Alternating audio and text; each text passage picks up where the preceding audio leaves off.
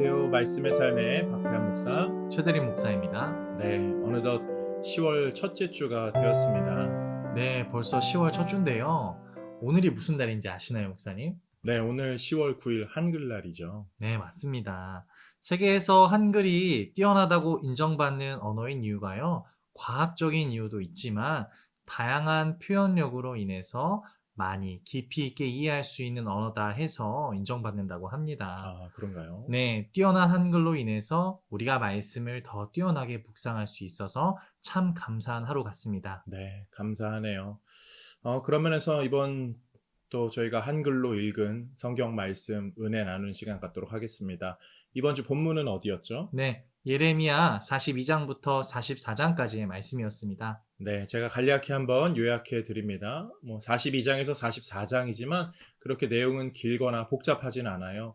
예레미야에게 이스라엘 백성들이 찾아갑니다. 그리고 나서 하나님의 뜻을 좀 알려달라. 그 말씀에 순종하겠다 이야기하죠.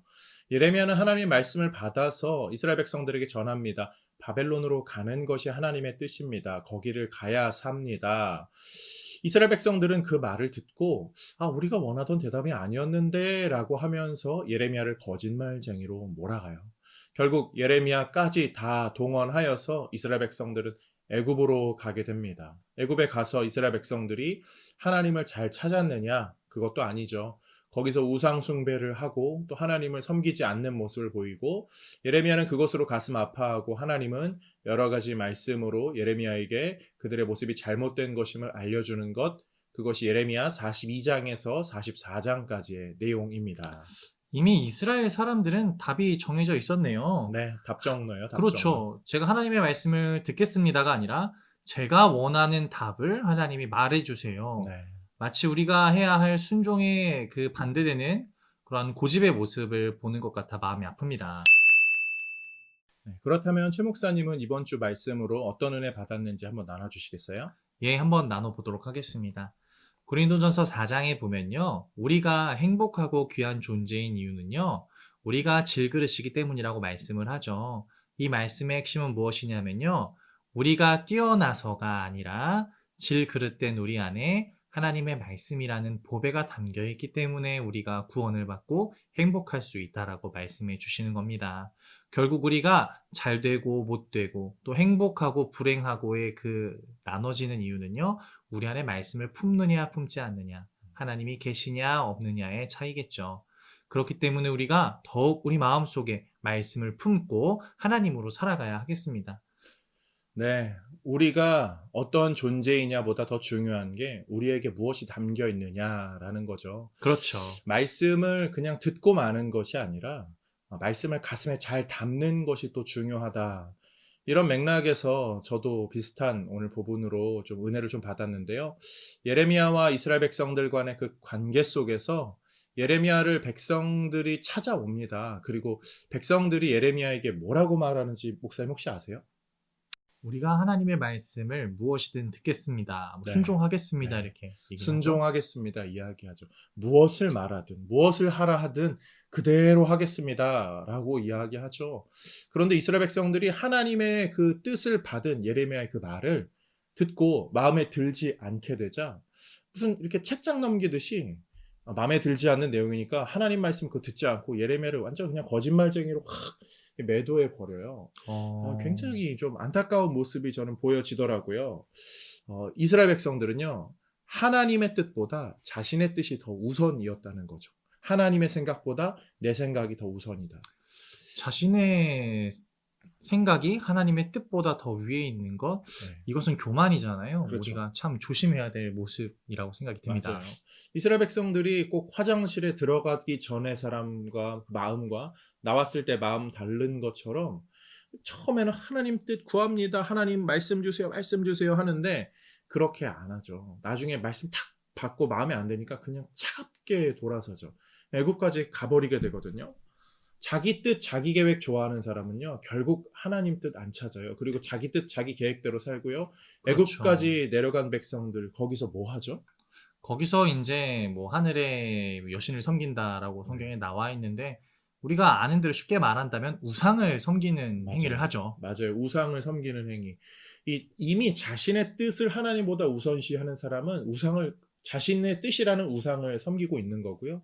그 삶은 또 다른 우상을 섬기는 삶으로 이어지게 되죠.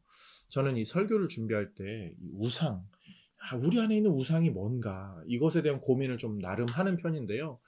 우상을 따라가는 사람은 또 다른 우상을 만들고 또 다른 우상이 계속 연결되게 돼요. 하나만 섬기는 사람은 없는 것 같아요. 그런 면에서 우리가 우리의 삶의 자세는 어떠한가? 우상 숭배의 모습이 내가 하나님보다 더 우선시하는 것, 하나님보다 더 사랑하는 것, 하나님보다 더 먼저 하는 것, 그런 것이 무엇이 있는가? 오늘 본문을 보면서 다시 한번 돌아보게 되었습니다. 이스라엘 백성 같지 않기를 소망하는 마음으로요. 예, 간절히 또 바라고 소망하게 됩니다. 네, 그럼 오늘 예레미야 말씀을 조금 더 살펴보면요. 예레미야가 이스라엘 백성들에게 하나님의 뜻을 전해요. 그런데 그 뜻을 이스라엘 백성들이 받아들이지 않죠. 그리고 잘못된 선택들을 하게 됩니다. 그 과정 가운데서 예레미야가 취한 행동이 무엇이었죠, 목사님? 사실 예레미야는 하나님의 뜻을 알았기 때문에 그 뜻에 따라 바벨론으로 가야 했지만 희한하게 이 불순종한 백성들을 따라서 애굽으로 향하게 됩니다. 네, 예레미야는 하나님의 뜻이 바벨론인 걸 알고 바벨론으로 가고 싶었을 거고 가야 하는 걸 너무나 잘 아는 사람이었는데 백성들이 애굽으로 가는 그 안타까운 모습을 보고 이 애굽으로 같이 가게 된단 말이에요. 저는 약간 좀 마음이 좀 짠했어요.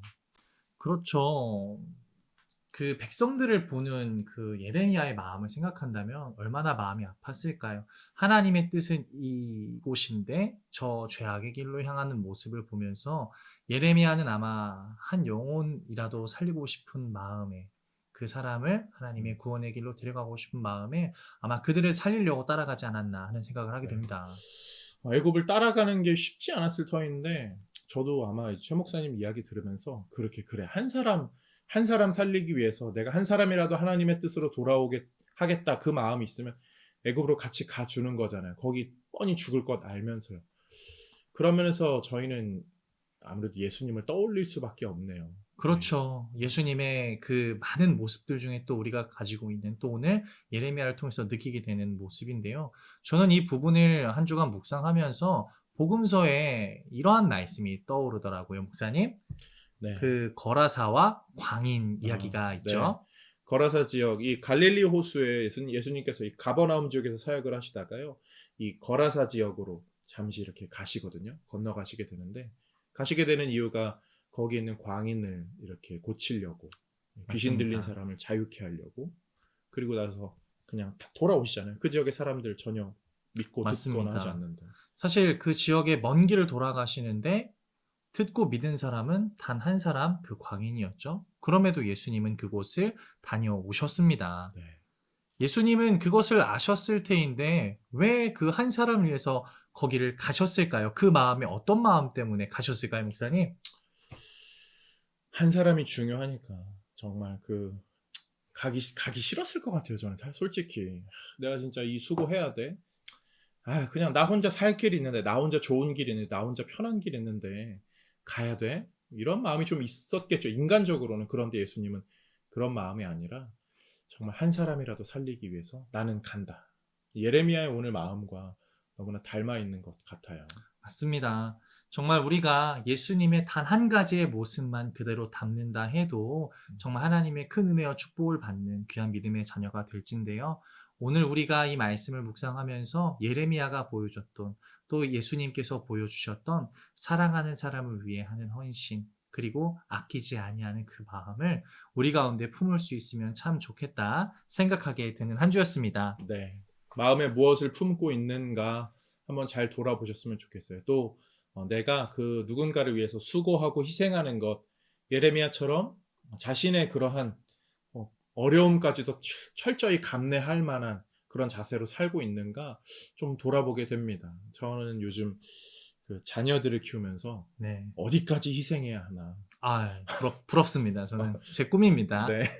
정말 아이들을 키우는 거는 보통은 아닌 것 같아요. 인생을 많이 배우게 되는데요. 희생하고 섬기고 또 이것이 그런데 헛되지 않다라는 것을 말씀을 통해서 다시 한번 확인하게 되는 것 같아요. 네, 말씀이 바꾸는 삶, 그거 어렵지 않습니다. 쉽지 않지만 또 어렵지 않은 것은 우리 마음에 말씀을 담아낼 때, 내 삶에 하나님을 품어낼 때 우리의 제목처럼 말씀의 삶, 변화하는 삶이 이루어지고 또 승리하게 될 줄로 믿습니다. 네, 감사합니다. 말씀의 삶으로 승리하는 우리 모두가 되기를 좀 소망하면서 오늘 목사님 마지막 인사하고 저희 또 네. 한 주 살죠. 자, 그러면은 인사드리고 마치도록 하겠습니다. 사랑하는 성도님들, 말씀으로 사세요.